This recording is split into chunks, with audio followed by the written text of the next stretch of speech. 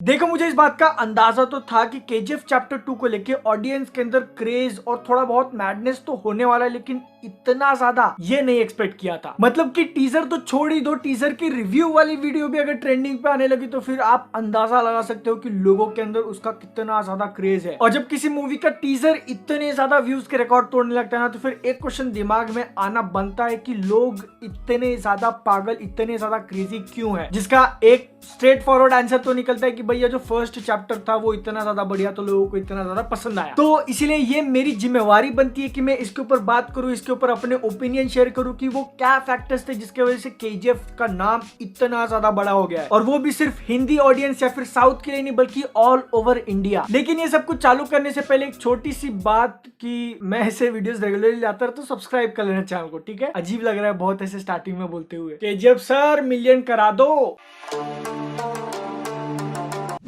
तारीख थी 21 दिसंबर 2018 और वो एक ऐसा जमाना था जहां पे लोग थिएटर्स के अंदर जाके मूवीज देखते थे। मेरा भी वही काम था, तो फिर मुझे थिएटर के अंदर जाके मूवी देखनी ही थी। लेकिन एक छोटी सी समस्या ये थी ना कि उसी सेम डे 21 दिसंबर को दो पिक्चर रिलीज हो रही थी, केजीएफ चैप्टर 1 और 0। अब क्योंकि मेरी और मेरे ऑडियंस की प्राइमरी लैंग्वेज हिंदी है, तो फिर मैं ऐसा एक्सपेक्ट कर रहा था कि 0 मूवी के लिए थोड़ा ज्यादा एक्साइटमेंट होगा उनके अंदर। मैंने पोल डाला कि दोनों मूवीज में से कौन सी पहले देखूं। पोल में मेरी ऑडियंस ने चूज किया कि मैं केजीएफ पहले जाके देखूं, और इतना जानने के बाद मुझे शॉक तो लगा कि उन्होंने 0 के ऊपर केजीएफ को चूज किया। लेकिन उससे भी ज्यादा बड़ा शॉक लगा मुझे जब मैं थिएटर में गया ये मूवी देखने के लिए। अब क्योंकि मैं एक छोटे से शहर में रहता हूं, तो फिर हमारे यहाँ का सिस्टम ऐसा है कि अगर किसी शो में 10-12 लोग ना पहुंचे तो वो लोग शो कैंसिल कर देते हैं। तो मैं ऐसा मान के चल रहा था कि 21 दिसंबर को जब मैं सुबह 10 बजे का पहला शो देखने जाऊंगा वो कैंसिल हो जाएगा, क्योंकि बाकी लोग में भी देखने ना आए। बट शो कैंसिल नहीं हुआ और 20 to 25% थिएटर फुल था मॉर्निंग शो के लिए। Majority college students college bunk मार के आए हैं। अब केजीएफ चैप्टर 1 का जो ट्रेलर आया था हिंदी वाला वो अच्छा था, वो ऑडियंस को पसंद आया, उसके लिए पॉजिटिव रिएक्शन था। लेकिन इतना ज्यादा ये उस टाइम पे भी एक्सपेक्टेशंस में नहीं था। ये वाली सिचुएशन केजीएफ चैप्टर 1 को लेके सिर्फ मेरे इकलौते की सिटी में नहीं थी, बल्कि इसका अगर आप कलेक्शन देखोगे तो केजीएफ चैप्टर 1 ने सिर्फ हिंदी के अंदर 44 करोड़ रुपीस का बिजनेस किया था। अब आपको लगेगा ये इतना बड़ा अमाउंट थोड़ी है, लेकिन अगर बाकी सारे फैक्टर्स को आपने ध्यान में लिया ना कि सबसे पहले तो ये एक डब्ड मूवी थी जिसका जो स्टार था, मेन अट्रैक्शन, उनको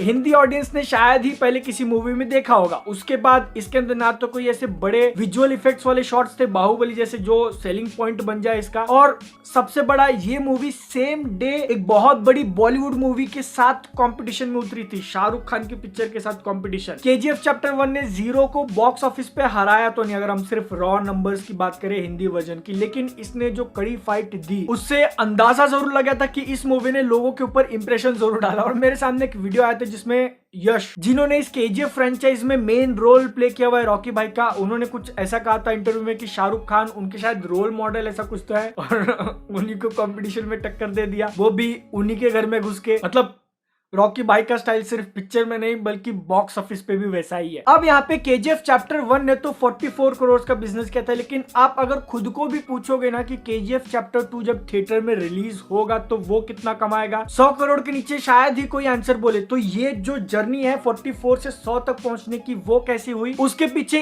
एक बहुत बड़ा रीजन है इस मूवी का डिले। हाँ, डिले नाम की जो चीज है वो कभी कभी फेवर में भी काम कर देती है, क्योंकि 2018 से 2021 के बीच में जितना भी गैप पड़ा है ना, उस पीरियड में केजीएफ चैप्टर 1 को बहुत सारे लोगों ने देखा जिन्होंने थिएटर में नहीं देखा था। तो एक large number of audience already बन के तैयार एकदम सेट बैठी हुई है कि ये पिक्चर थिएटर में आए और हम लोग देखने जाए, जिसके लिए word of mouth, bar bar TV पे इसका टेलीकास्ट होना और ओटीटी प्लेटफॉर्म्स पे रेडिली अवेलेबल इसका हिंदी डब बहुत ज्यादा इंपॉर्टेंट रोल प्ले किया उन्होंने। और इस केजीएफ चैप्टर 2 के लिए लोगों की एक्सपेक्टेशन ज्यादा है, क्योंकि ये फर्स्ट चैप्टर से बड़ी मूवी होने वाली है, सिर्फ बजट में, सिर्फ एक्शन में नहीं, बल्कि अगर हम लोग स्टोरी पॉइंट ऑफ व्यू से भी देखें तो। क्योंकि फर्स्ट मूवी के अंदर जो ऑलरेडी केजीएफ के ऊपर राज कर रहा था वो सब कुछ सेट था, और अपने मेन हीरो को जो कि इकलौता काम किया है पूरी मूवी के अंदर उसने ऑलमोस्ट, वो छुप के अंदर घुस के उसने जाके मारा था। लेकिन चैप्टर 2 में जब उसके पास केजीएफ आ चुका है तो अब जो उसके सामने दुश्मन आएंगे वो छुप छुपा के मारने वाले नहीं होंगे, बल्कि लिटरली गवर्नमेंट ऑफ इंडिया, और फॉरेन से आने वाला है इनायत खलील प्लस अधीरा, और जितना बिल्डअप अधीरा को दिया गया है ना पावर के हिसाब से कंपेयर करो तो फिर वो शायद रॉकी के बराबर का ही होगा। तो एक्सपेक्टेशंस ऐसी है कि केजीएफ चैप्टर 2 के अंदर हमको कोई बैटल नहीं बल्कि वॉर देखने मिलेगा, जिसको चैप्टर 1 ने बहुत ही अच्छी तरीके से सेटअप किया। अब स्टोरी वाइज देखने जाए तो फिर उसके अंदर थोड़े बहुत प्रॉब्लम्स जरूर थे, जैसे कि फर्स्ट पार्ट के अंदर उन्होंने इतने सारे एंगल्स और कैरेक्टर्स इंट्रोड्यूस कर दिया ना स्टोरी में कि कंफ्यूजन होने लगता है पहली बार देखो तो। और दूसरा पॉइंट ऐसा है कि जो पर्सन खुद स्टोरी नरेट कर रहा है वो बोलता है कि अधीरा का कैरेक्टर मर चुका है, लेकिन वो तो जिंदा है, सेकंड पार्ट में आ रहा है। तो क्या खुद नरेटर को नहीं पता कि वो आने वाला है, या फिर वो सस्पेंस बनाने के लिए काट रहा था सबका? बेचारे उस प्यून का क्या होगा जब उसको पता चलेगा कि अधीरा जिंदा है। केजीएफ चैप्टर 1 की वो बात जिसके कारण ये मूवी हिंदी ऑडियंस से बहुत ज्यादा कनेक्ट कर पाई, क्योंकि अगर आप देखोगे सोचोगे इसके बारे में तो बॉलीवुड के अंदर जो एक एक्शन मसाला एंटरटेनर वाली कैटेगरी आती है ना, हिंदी ऑडियंस पहले से ही बहुत ज्यादा पसंद करती है उनको, और उस कैटेगरी के अंदर केजीएफ चैप्टर 1 बहुत सही फिट बैठता है। क्योंकि जो मैंने स्टोरी के अंदर की प्रॉब्लम आप लोगों को बताया वो भले ही कंफ्यूजिंग हो, लेकिन फिर भी मूवी देखते वक्त जो इमोशंस हैं वो जरूर फील होते हैं, वो जरूर हिट होते हैं ऑडियंस के अंदर, जिसके लिए तारीफ करनी पड़ेगी मूवी के डायरेक्टर प्रशांत नील की। जब मैंने चैप्टर 1 को पहली बार थिएटर के अंदर देखा था तो फिर उसका एक्शन मुझे उतना ज्यादा पसंद नहीं आया था, क्योंकि जो कैमरा वर्क उन्होंने किया और एकदम क्विक एडिटिंग की हुई थी ना, सब दिमाग ने आंखों के ऊपर से निकल रहा था। जेसन बॉर्न सीरीज के अंदर हमको इसी टाइप का एक्शन जरूर देखने मिला था और ये मुझे पसंद भी है, लेकिन केजीएफ की हम लोग बात करें तो फिर उसका एग्जीक्यूशन इसके लेवल का नहीं था, जिसके कारण आज भी इसके एक्शन को लेके उतना ज्यादा पॉजिटिव रिएक्शन नहीं है मेरा। क्योंकि आज भी अगर टीवी पे या फिर कंप्यूटर पे देखने जाओ तो फिर बहुत ज्यादा फोकस करना पड़ता है समझने के लिए कि एक्शन में चल क्या रहा है। तो मैं बस उम्मीद करता हूँ कि चैप्टर 2 के अंदर वो लोग इस चीज को थोड़ा इंप्रूव करें, क्योंकि उन एक्शन सीक्वेंस के अंदर स्लो मोशन उन्होंने जरूर डाला है जो देखते हुए कूल लगता है, लेकिन जो क्विक वाली एडिटिंग है ना उस टाइम पे समझ में नहीं आता। उसके बैकग्राउंड स्कोर ने जरूर हैंडल कर लिया है वो सीन। आपको भले देख के कुछ ना समझ रहा हो लेकिन फील जरूर कर सकते हो स्कोर के कारण। और जब आप स्कोर की बात निकल ही चुके तो फिर इस मूवी का स्कोर गूज़बम्प्स देने वाला। इन शॉर्ट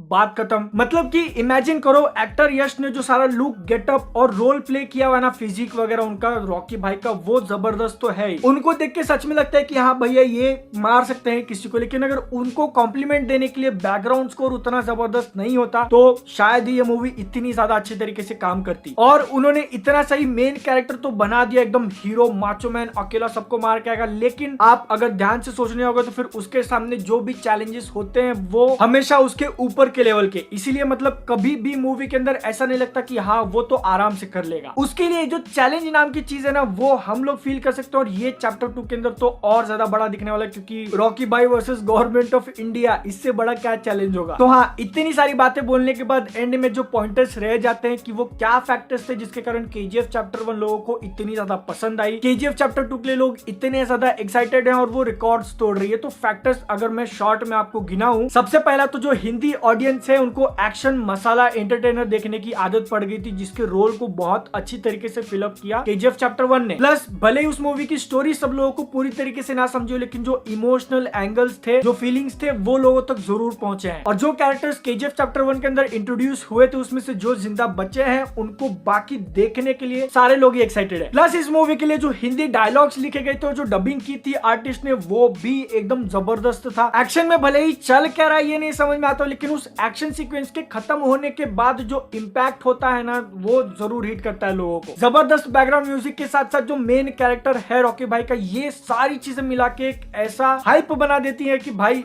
ये सारे रिकॉर्ड्स तोड़ सकता है प्रोबेबली, अगर थिएटर्स 100% ऑक्यूपेंसी पे चालू हो गए तो। बाकी इसका रिलीज डेट कब होगा इतना जल्दी तो नहीं आएगा। तब तक अगर और कुछ चांस मिला तो हम लोग वीडियो जरूर बना देंगे, वो देखने के लिए चैनल को सब्सक्राइब कर लेना। अच्छे वाले मूवी और सीरीज के रिकमेंडेशन के लिए आप इंस्टाग्राम पे फॉलो कर सकते हो। आपके हिसाब से क्या रीजंस थे वो नीचे कॉमेंट सेक्शन में बता देना। मिलता हूँ नेक्स्ट वीडियो में। जय हिंद, वंदे मातरम।